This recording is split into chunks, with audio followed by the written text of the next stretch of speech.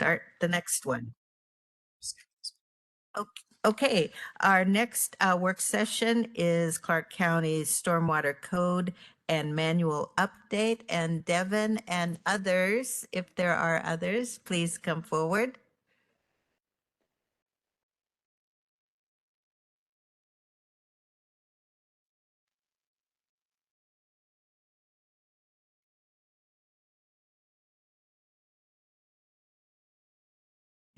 Arranging the chairs.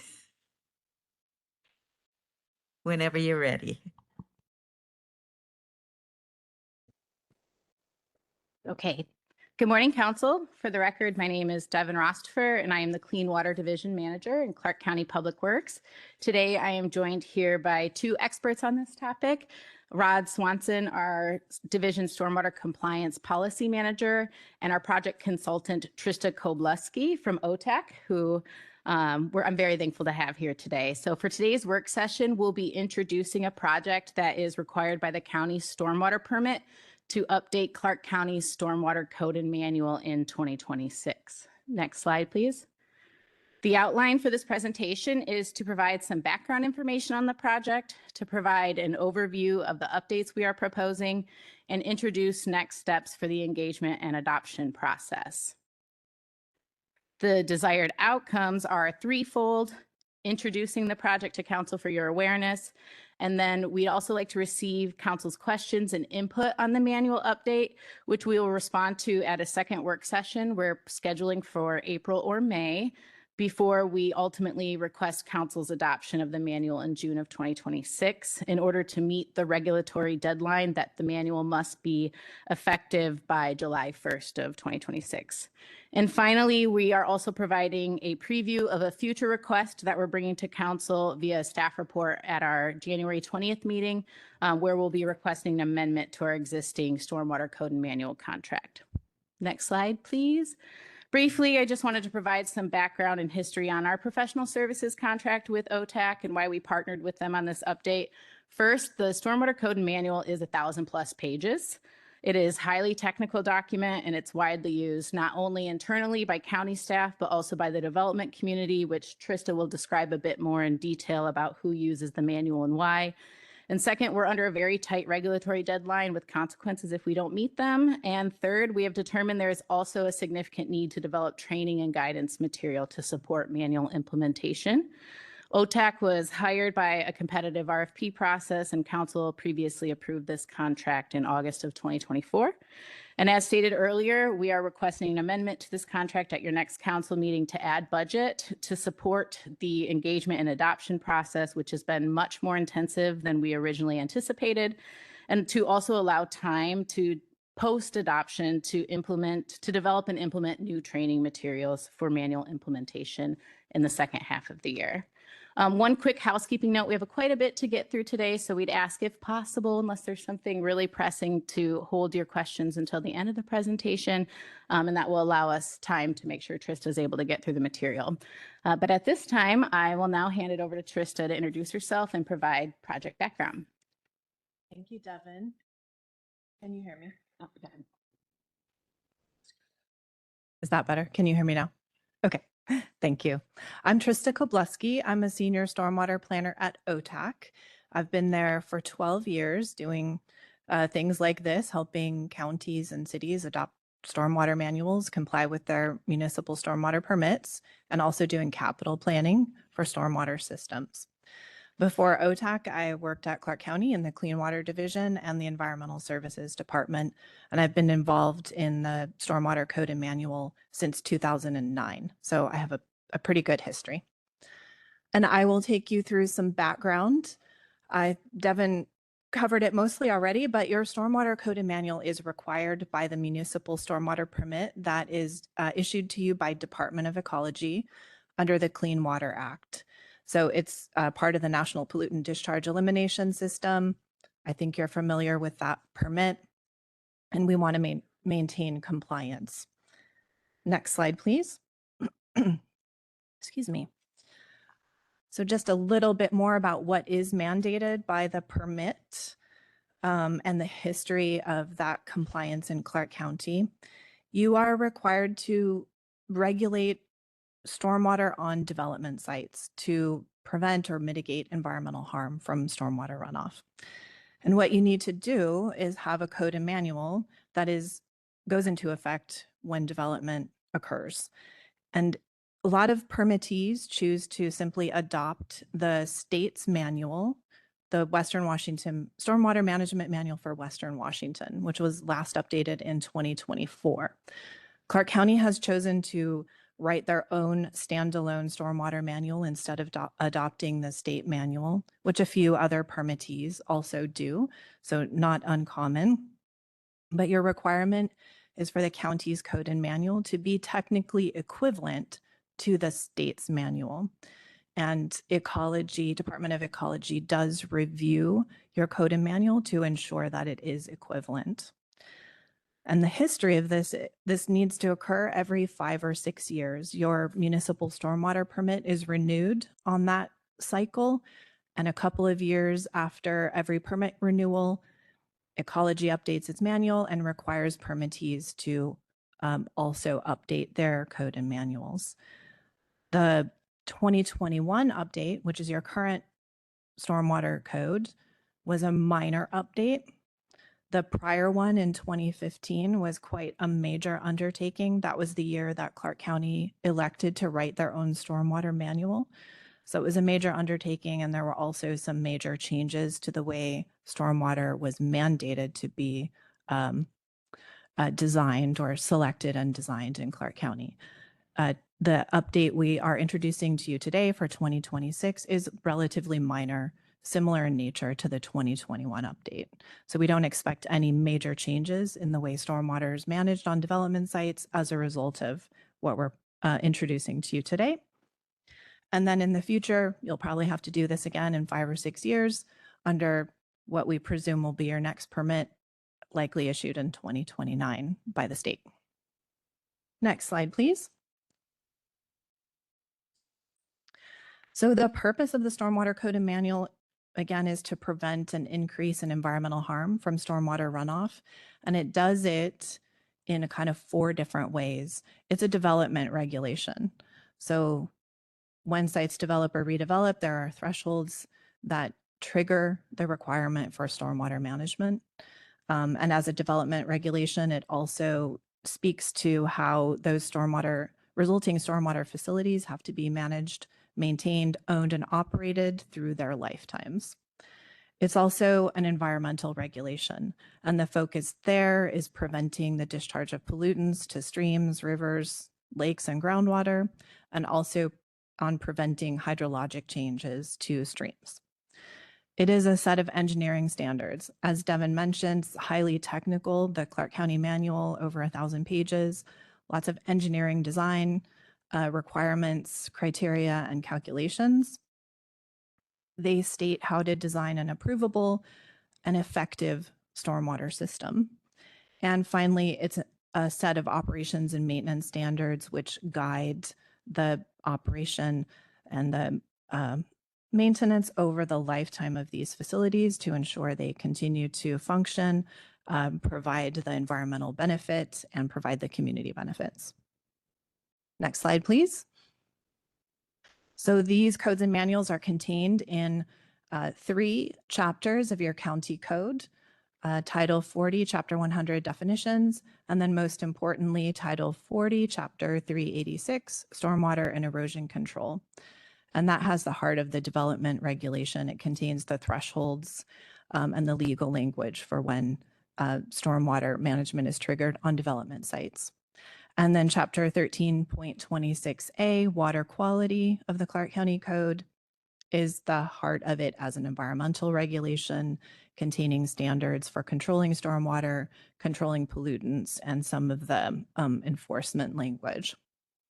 And then the manual itself is 4 books that have all the technical language, the siting, selection, operations, and maintenance. And the 4 books are adopted in code. So they're adopted under Title 40 and Chapter 13.26a. So the Clark County Stormwater Manual, because of that, is also considered to be code, and it's why County Council needs to know about the manual. So it goes beyond being adopted or being signed by the county engineer. Next slide, please. Thank you. The manual users are both staff and the community. You can think of Clean Water Division as kind of the owner of the manual process because it is required under your stormwater permit. The Clean Water Division does the coordination with Washington Department of Ecology. They keep track of the updates to the Western Washington manual and ensure that the county maintains compliance, publish the manual, and also coordinate among other staff in its implementation. A lot of the users are out in the community. Whoops, I skipped one. Sorry, I'll go back up. Community development actually uses it quite a bit. They use it in permitting decisions. So they're the ones really enforcing the manual during the development process. And then the folks who are using it to design stormwater systems are private development engineers for the most part. So they're frequently using the manual as development occurs in Clark County. Also, your own engineers use this manual for public improvement projects that trigger stormwater management requirements, roads, parks, etc. So broad swath of engineers. Public Works road operations use it to guide maintenance activities and may come as a surprise, may not come as a surprise, but builders and homeowners also need to be able to use this manual. And that's because in Clark County, many of the single family home construction sites are actually large enough to trigger the stormwater management requirements. So we have some small project forms and things like that that allow the homeowner and builder community to implement stormwater requirements that are described in the manual, the code and manual. Next slide, please.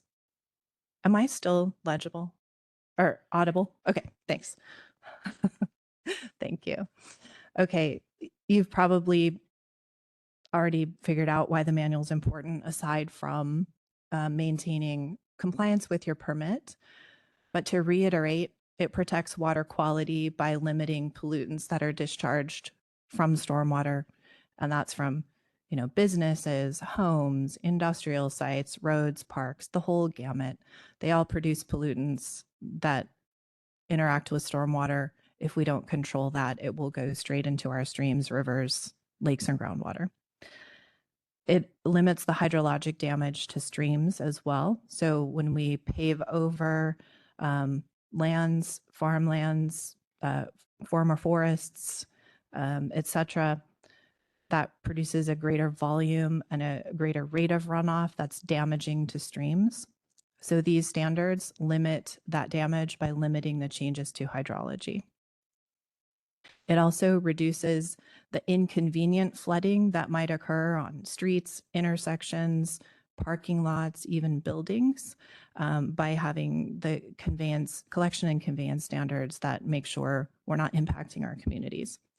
So through all those things, we get better infrastructure, we get safer and more convenient built environment.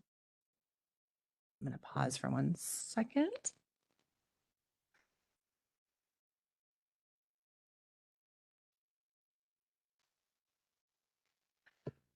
Through the update process, we've kept in mind 4 main goals. And the first one, as you've heard over and over, is to maintain permit compliance. So we're really attempting to ensure that ecology finds your code and manual to be equivalent to the Western Washington manual and meet the requirements of the permit. We'd also like to apply best available science. So under the Growth Management Act, you may have probably been interacting with a lot recently.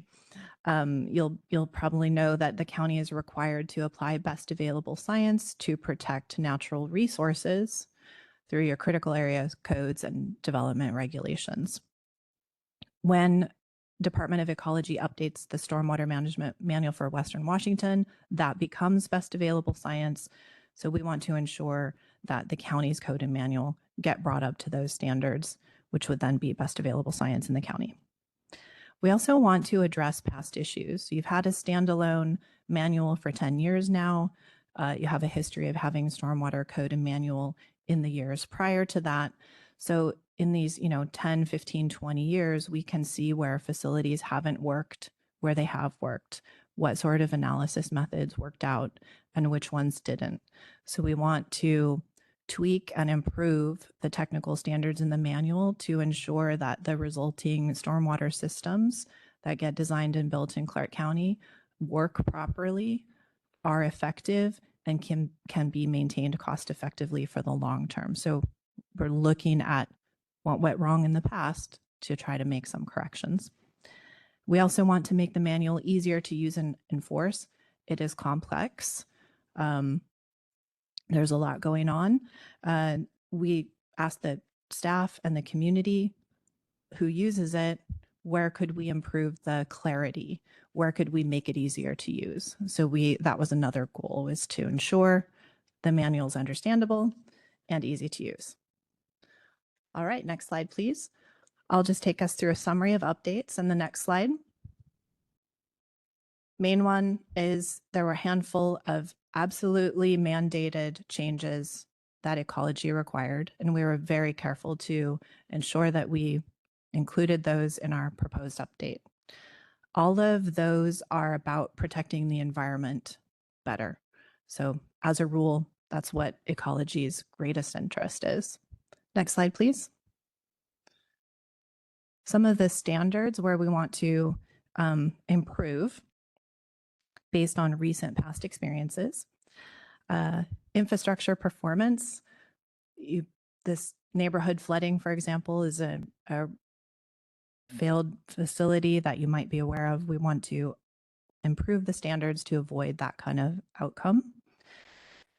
We are changing some of the standards to protect drinking water quality in your sole source aquifer. And I'll actually talk about that one more a little bit later, so I'll leave it at that for now. And similarly, we want to specifically protect Mill Creek better. So we have changed some, or proposing to change some standards for improved protection of Mill Creek. I'll also talk about that one a little bit later. Generally speaking, we want to improve standards to protect slopes and streams themselves from erosion. So we're providing a little more limitation on where outfalls can be sited at the top of steep slopes. And we are improving we're increasing the number of options for erosion control at the end of pipes. And we're making some tweaks to standards to ensure maintainability and that Public Works can access facilities for long-term inspection and maintenance needs. Next slide, please. I have a handful of clarifications and corrections. For these, I would say there's actually no change to an existing standard. We're just trying to make the standards that are already in place more obvious and easier to follow. So the first of these is that we're really re-emphasizing the priority of using infiltration and low impact development as the first choices for stormwater management in a development. Again, that's not a change. We're just using more obvious language. I think every 5 years or so when we update the manual, we just get more obvious with that language. We are also clarifying the uses of certain facility types. This helps both designers and review staff just come to agreement sooner about what the ultimate stormwater system will look like on a development site. It just makes the manual clearer and easier to use. Similarly, we are refining submittal requirements just a little bit. Again, that helps staff and the development community communicate better and ensure a timely review process as folks are going through permitting. And then we're correcting a few errors. Next slide, please. So we just want to highlight 4 of the updates with a bit more detail for you. These are the ones we think are the most environmentally protective of what we'll propose to you later this year. As I mentioned, we want to better protect drinking water through changing a couple of technical standards or developing one new technical standard. Clark County's sole source aquifer, federally designated, used almost exclusively, your drinking water in the county is from this aquifer. So we're very protective of it. There's a newer type of stormwater management facility that is becoming more common in Western Washington and is now explicitly allowed by Department of Ecology in their stormwater manual. It's called a deep underground injection control well, or a deep UIC. It can bring stormwater 100 feet underground through a drilled well shaft without having any way to ensure that the exfiltration from the facility meets drinking water standards. So we are proposing to limit the use of those types of facilities in Clark County to protect your sole source aquifer. Secondly, with the emphasis on infiltration and some of the problems with facilities that have been seen recently, we are changing some standards so that the analysis, the geotechnical analysis, the modeling and design of infiltration facilities is improved just a little bit. These are tweaks that make the geotechnical investigations and the modeling just a little more rigorous so that we ensure these facilities function. We avoid failures and we avoid the public health hazards that can arise if these types of facilities fail. For Mill Creek, Clark County has had an alternative volume control standard in Mill Creek for about 10 years. It does not match the volume control standard for the rest of the county. It's more liberal, it's easier to meet, in other words. And a subsequent study by the county found that the stream isn't adequately protected under this standard. So in order to protect the quality of Mill Creek, reduce erosion, etc., we want to remove the special volume control standard and have developments in Mill Creek meet the same volume control standard as needs to be met everywhere else in the county. And then finally, we are changing or proposing to change where phosphorus treatment is required in the county and adding some options for phosphorus removal facilities.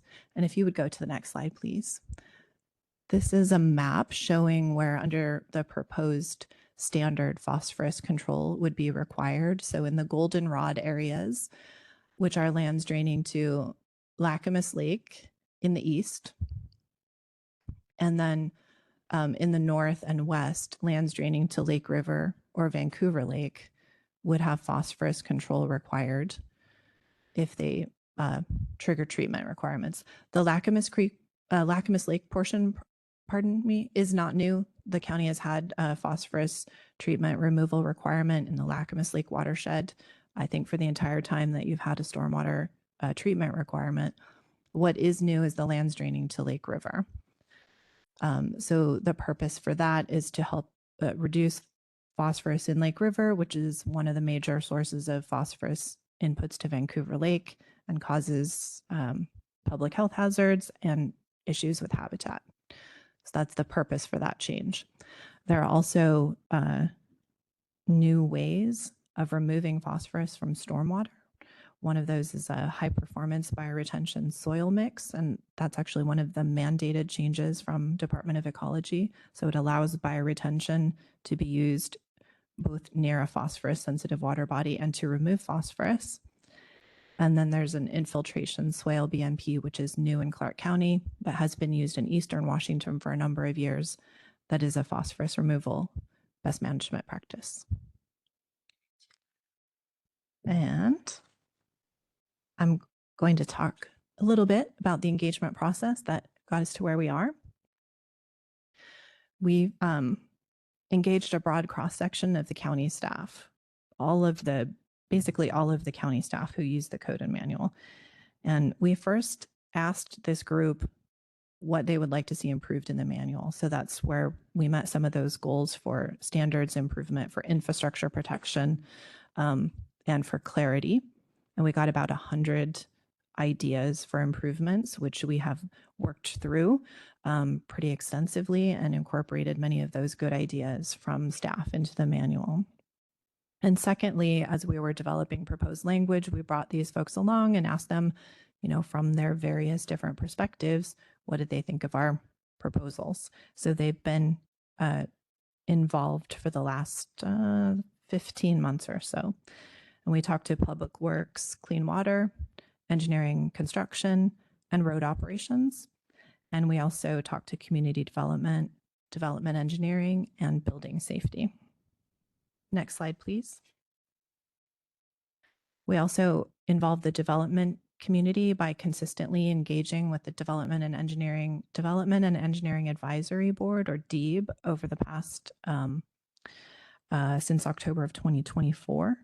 We've met with them 7 times and had really productive discussions and positive feedback. Although it's not on the slide, I'll also mention that we met with the Clean Water Commission as well this past winter. Next slide, please. So the input we've received from the wider community, as represented through DEAB and Clean Water Commission, similar to the county staff team, we first requested manual users through DEAB to comment on or give us requests for changes to improvements to the manual. Where is it hard to use? Where is it hard to understand? And we got several suggestions, which we have acted on. And then in December, we had a special invited only public review of our working drafts for DEAB and the Clean Water Commission, so they could see not just individual changes, but the totality of the updates that are being considered. And we received about 200 responses during December from that special invited public review, and we have incorporated several of those comments and requests from that time period. But in general, I would say those 200 comments and the early comments were really supportive. We received no opposition, no pushback to the types and scope of updates that we're proposing. I think that's it for me. I'm turning it back over to Devin. Great. Thank you, Trista. As we conclude our work session, I'll now go over the next steps to get us from today through the adoption process. Devin, I wonder if we could pause for questions on, or do you want to complete the whole presentation before questions? Do you? My final remarks. Either way. It's up to you, really. They're going to come to you. I'm happy to answer. Pause. I can answer questions now. Well, I think Devin was going to go into the next ecology approval. I was just going to wrap us up with a Go few ahead and remarks on next steps. Wrap it up. Really, I'll be very quick. Then we'll have questions. So as mentioned, one of the final steps in the adoption process is to have ecology review and determine if our manual is equivalent.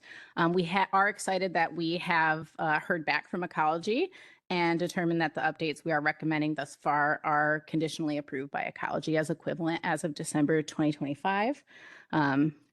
Huge first milestone. And next slide, because this is an update to county code, we'll also be taking this to Planning Commission for a work session in April with an adoption hearing with the Planning Commission in May. Additionally, as we previously stated on the next slide, we intend to collect your input and questions today and want to come back for a second work session before adoption so that we can answer any final questions and also present on how we've incorporated your input from today. And then we'll be coming back for a public hearing in June. And once again, that is achieved. The manual adoption is achieved through adopting changes to Title 40 as well as Chapter 13. On the next slide, I wanted to also state that we have a general public review and comment that will be occurring. We've scheduled that for March, as well as a second notice to DEAB and the Clean Water Commission for a final review.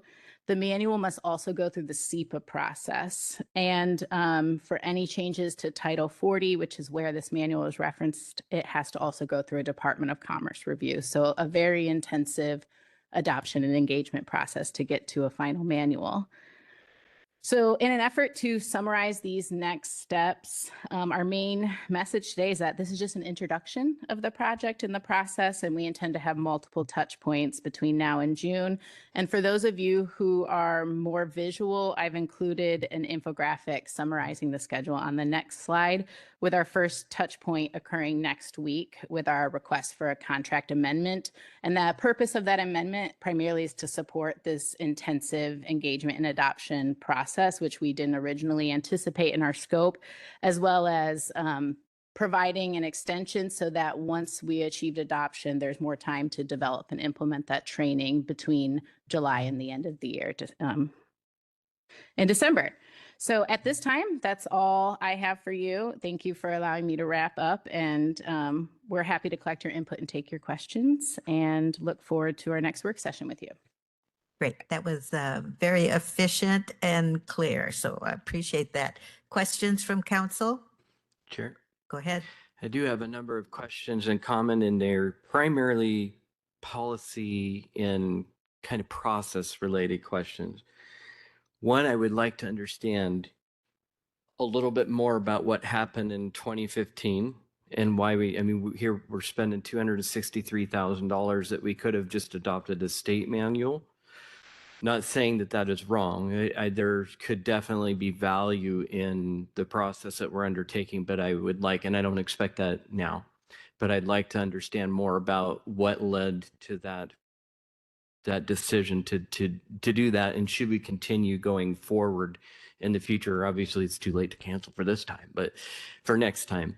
And I think that would also be it would be a positive thing if DEEB could work through that as well and look at providing a recommendation for the future for the council.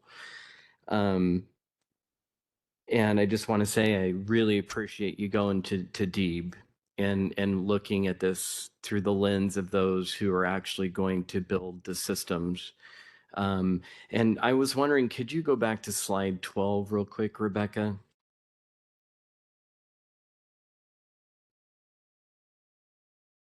So, and I'm not insinuating in any way that you are incorrect with this slide, but I think this kind of illustrates something that we often do in government, that we really forget what the purpose is.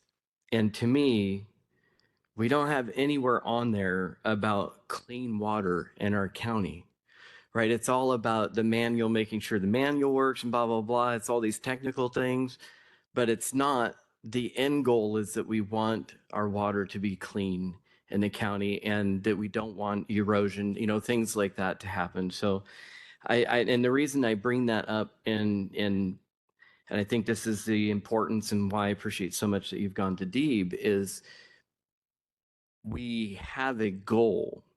How we can get there can be several different ways, but as long as we get to that goal, that is what the point is.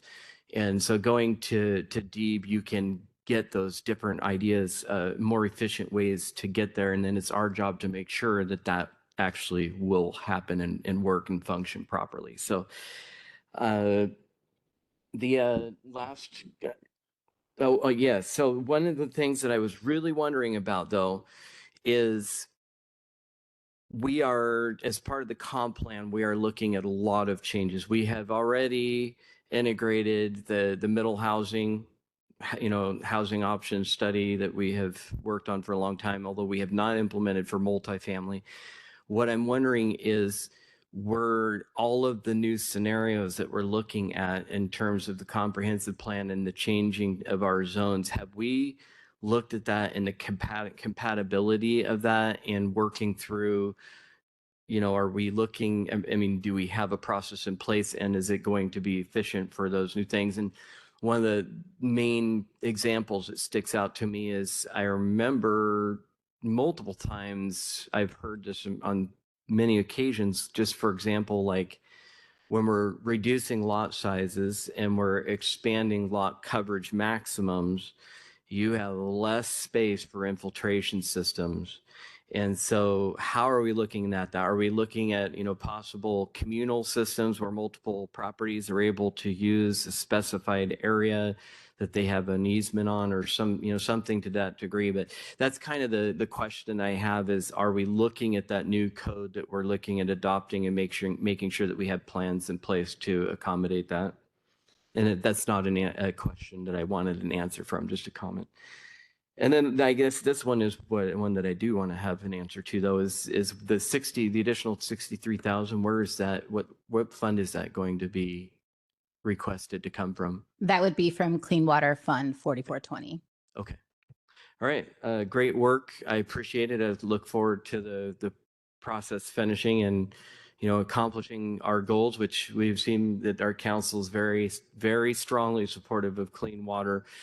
But we also have to consider the cost of development and everything, and just how do we get there the best way possible. And I appreciate the work you're doing on that. Thank you. Other questions?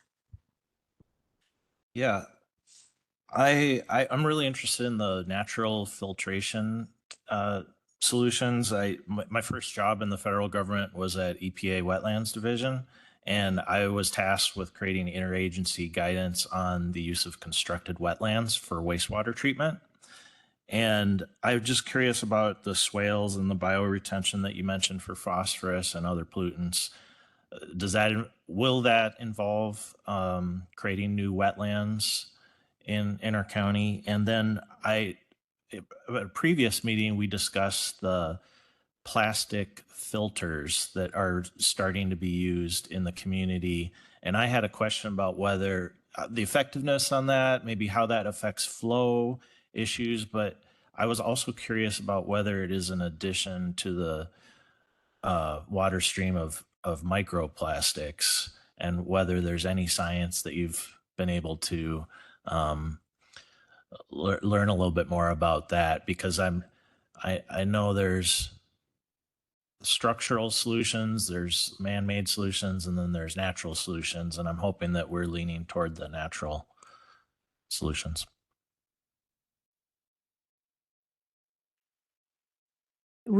Some of those might be a research project. There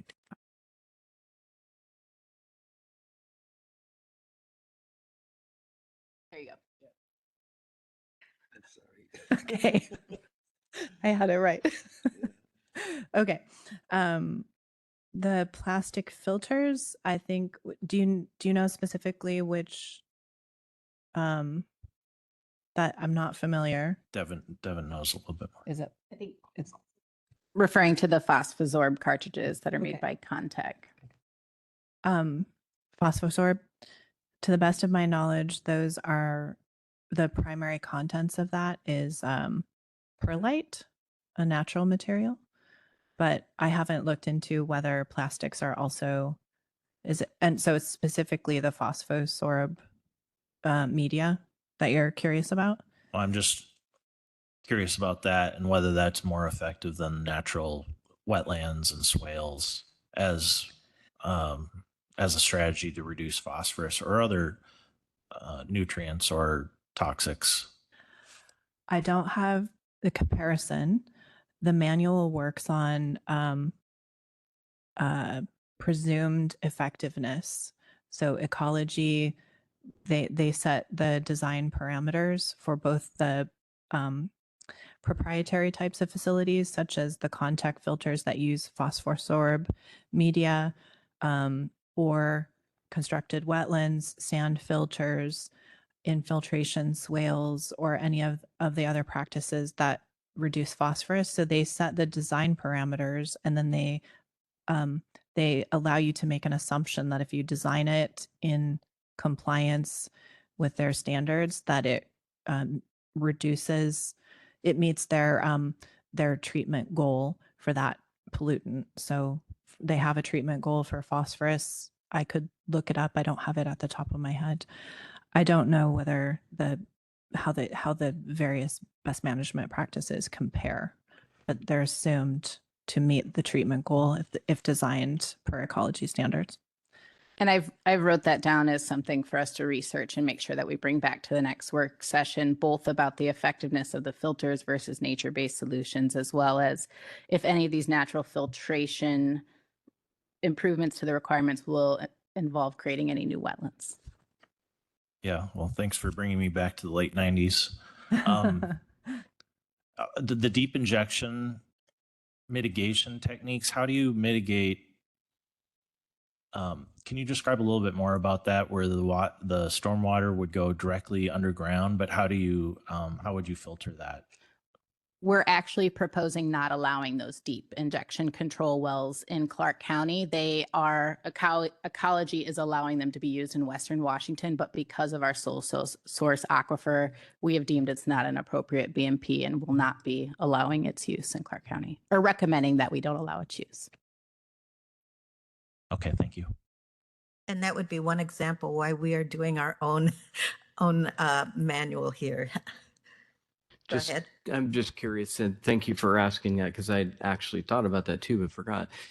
What level of impact does that have? I mean, how often are we seeing that type of treatment system currently? It's new. It hasn't been used, so it's being introduced in this new manual update. So I appreciated your point, Chair Marshall, that that is one benefit of having our own manual. We can make it more locally specific and go above and beyond and do something like prohibit a BMP that could cause a risk to our drinking water.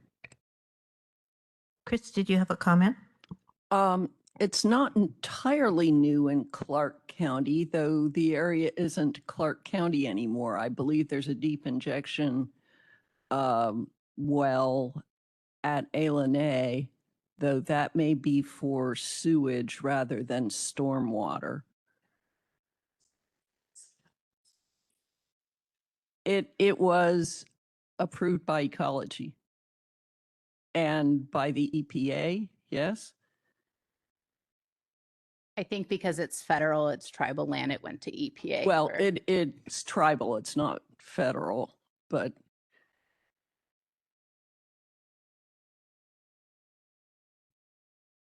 I can wrap this up a little bit because this is my former world. I am familiar with this.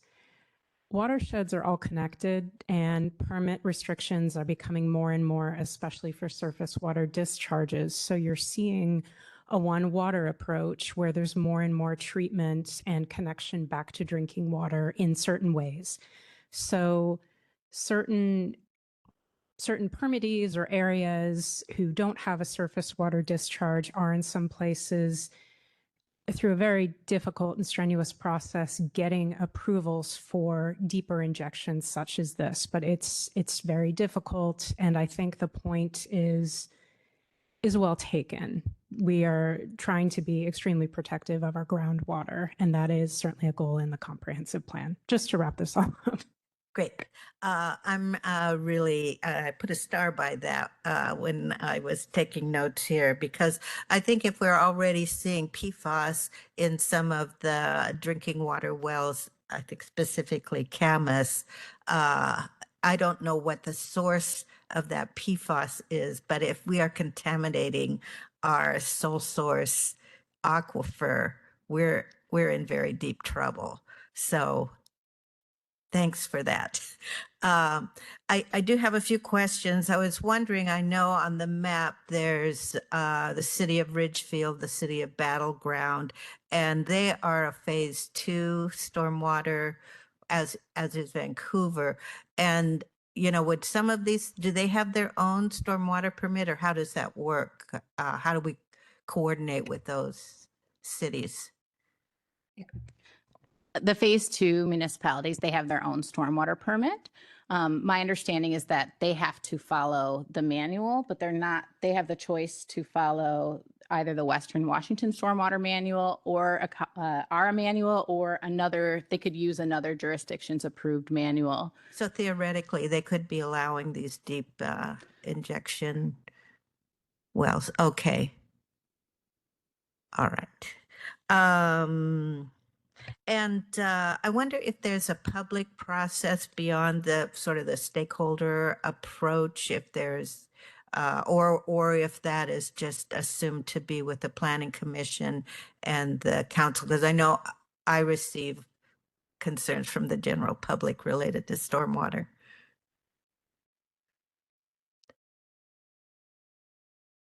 There will be a month-long public review in March, and it will Okay, go out through SEPA. And that'll as well. go out through the usual channels as far as notice.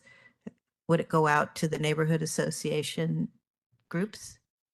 We can work with Eric Lambert on our team to make sure that we're including the right, as wide of a net that we can in advertising that public comment period. And I know with the NPDS permitting, it's an iterative process. You look back, see how close are we coming to meeting state water quality standards, and what do we need to do? You know, so we can expect that each round it's going to get stricter unless we're wildly successful in our meeting those water quality standards. And compliance with the permit, the assumption is that will get us to meeting water quality standards. I don't know that that's a question. You know, one thing I've wondered about because of the rain events that we've been having, and I know there's a development, and it just seemed to me on the surface looking at it that the placement of the I don't know, retention pond or the treatment facility was not the best. And I think there's been discharge to, I don't know if it may be Mill Creek. I'm not quite sure what the creek is. But I think in moving forward, is that being taken into consideration that because of our weather patterns, there's whether or not the standards are all that we might need? Do you want to take that one? Sure. We have not specifically contemplated in this update a change to any sizing requirements for conveyance or stormwater facilities due to weather, changes in weather or changes in climate. We do know that the Western Washington Hydrology Model, which is the modeling software Clark County requires applicants to use when they're designing stormwater facilities, has an update coming out, I think next month, which will include optional choices for increasing precipitation estimates in sizing stormwater facilities.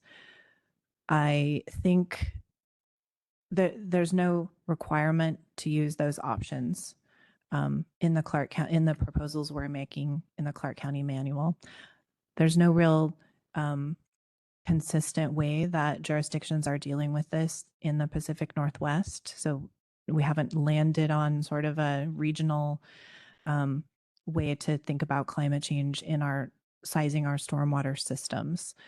I think a watchful waiting approach is probably appropriate. And if council is prepared, possibly in 5 years, to think about updating precipitation estimates in stormwater sizing as a result of climate change, that I have a feeling that there's going to be a little bit more regional cohesion around how to do that at that time. So the fact that the tool we're using to size stormwater facilities is integrating that as an option, I think is a harbinger of change to come on the regulatory side. Good, thank you. And one thing I've wondered about for a while is the Clean Water Division develops this manual, but it's the permitting department that enforces and is the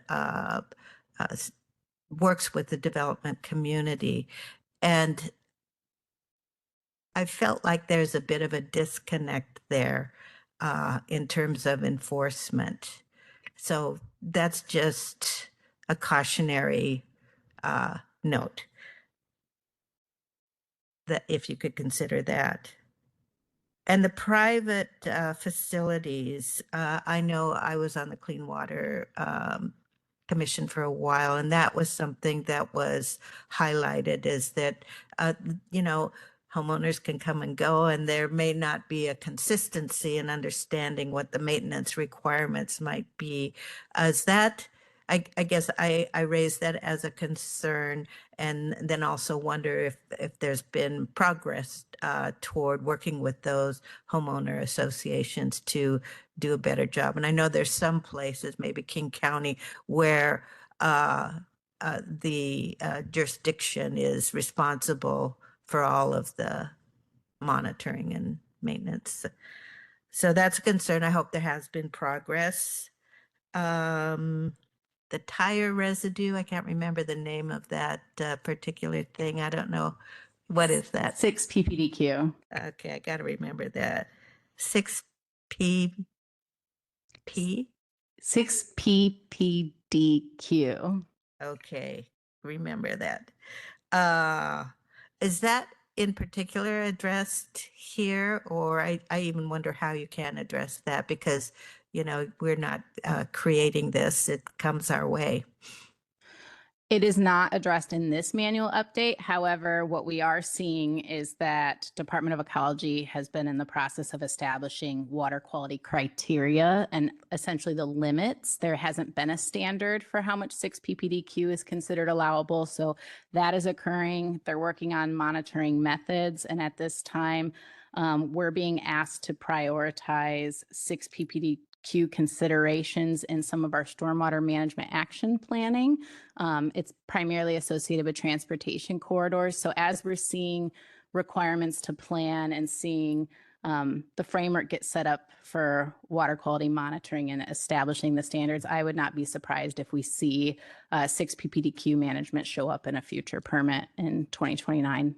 Would that be street sweeping strategies? Yes. So our Salmon Creek Solutions are our stormwater management action plan process. We haven't been able to come to you and talk about it yet, but we've had an open house and there's been significant public engagement. A big focus of that is street sweeping, because 6 ppdq binds to sediment. And so if you can do more street sweeping, you can do more pipe cleaning, more catch basin cleaning. That's the first line of defense to getting 6 ppdq out of our systems. And so we're working on targeting, we're doing some intensive planning in Lower Salmon Creek specific around pipe asset management and street sweeping, with the goal being to remove sediment to reduce 6 ppdq loading. So non-regulatory at this time. However, we anticipate that it could be coming soon. Are there any efforts to, I don't know how critical this chemical is related to the manufacturing of tires, but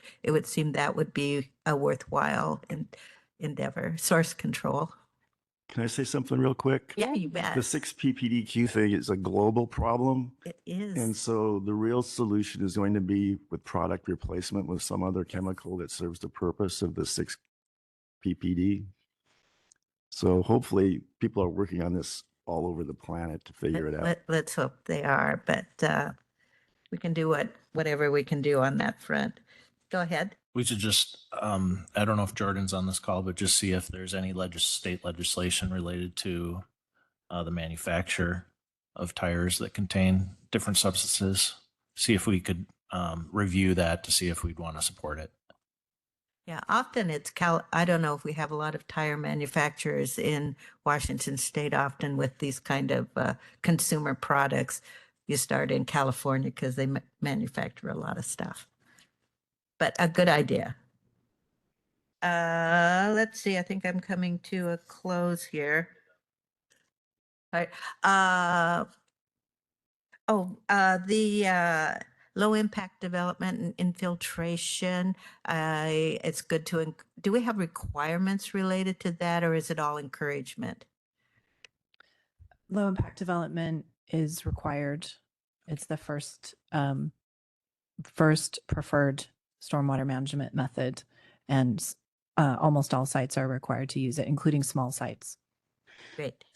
And I would just add to that, part of our updates to the infiltration testing requirements and all the geotechnical work is to make it a bit more challenging to deem low impact development infeasible. So requiring more infiltration testing across the site before a development could say that we can't build it because the soils aren't appropriate. So that's a big goal of our infiltration and geotechnical update. It's a tough thing because if you're also protecting slopes and streams and we're building more compactly, it'll be a challenge to weigh those kind of competing factors. Okay, I think I've wound down my questions. Go ahead. Just a couple things to add, and I would just the same conversation we're on.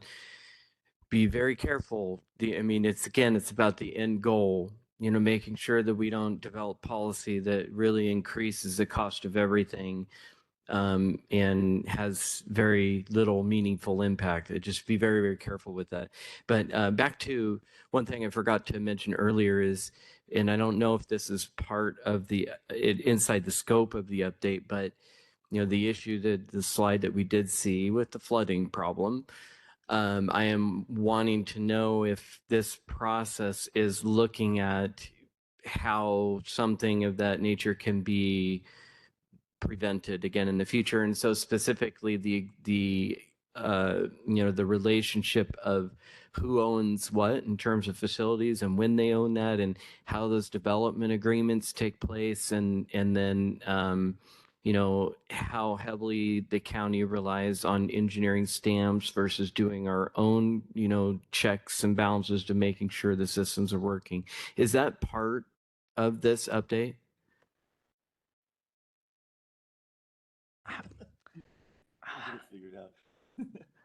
Maybe next year.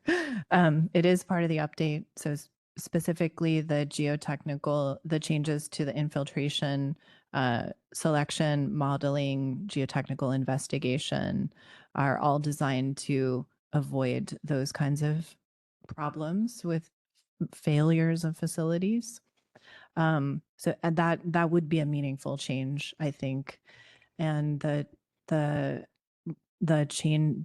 updates to the standards are tweaks. So they're not wholesale new requirements. They're tweaks to existing requirements to provide just a little bit more rigor in the analysis of large infiltration facilities in particular, but also even smaller infiltration facilities or smaller sites, just to ensure that we are using it whenever we can use infiltration and not using it or designing it appropriately when the soils are less perfect for that type of facility. And then I think your question about, are we ensuring ownership over the long term and thinking about that? And that has been a topic we have thought about and talked about with the CATS team and with Deeb. Then there's some tweaks to the restrictions on who can own a facility. We have a tweak on ensuring that engineered stormwater facilities don't end up on individual residential lots in an urban subdivision. So we don't want a large engineered stormwater facility that requires expertise to manage and maintain on someone's lawn. So we're working to avoid that scenario. Yeah, and it's kind of balancing what I had said earlier. It's a struggle. I mean, there's no perfect solution to any of this for sure. And I thank you for that answer. And this has been an issue that has been brought to the council many times. And so when you do come back to us for the next work session, if maybe you could have like one slide and just give a little bit more in-depth information on that particular part of it, I'd appreciate that. Happy to. And one thing that Trista didn't mention that we're really proud of, and some of the issues that you see in that photo has to do with groundwater levels. And so we are in certain situations going to lower the threshold for when additional groundwater analysis may be required so that we are avoiding any issues that may be caused by groundwater levels backing up in the system. So that is one thing we've paid close attention to. And getting back to my comment, it's so important that we nail the threshold correctly so that we're not overburdening, but we are addressing the problem. I think important to protect existing wetlands too, as the ecosystem that they're protecting the overall volume of water in the community. Okay, Councillor Belcott, you've been quiet. Would you like to add anything? No, I have nothing to add. It's all just very interesting. Great. Thanks. Well, Thanks. thank you all. We're very interested in stormwater, so appreciate all your work on this front. And it sounds like there's some very good changes coming. So thanks. Thank you. Okay, and that concludes our work session. So we'll adjourn and come back this afternoon.